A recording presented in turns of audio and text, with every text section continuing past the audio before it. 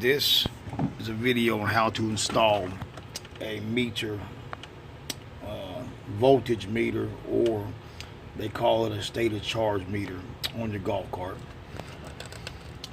Most of them you drill a 2 1/16 inch hole. That's 2 1/16 inch hole. On the back of it, it'll be marked positive and negative. You can run your 2 wires straight to the main negative.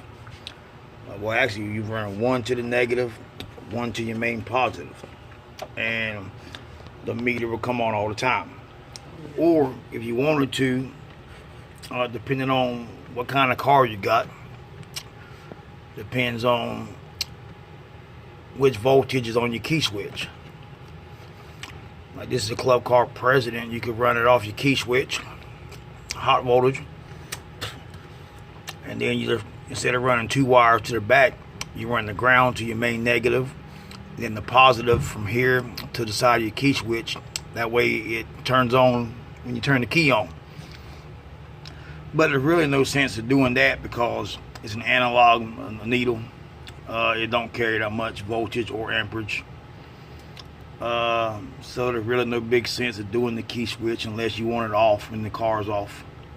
But it's pretty simple, man. If you got any questions, leave me a comment. If you like this video, man, like it, share it with a couple friends. I'm always posting something new. Or if you're working on something and you got any questions, man, feel free to send me a message.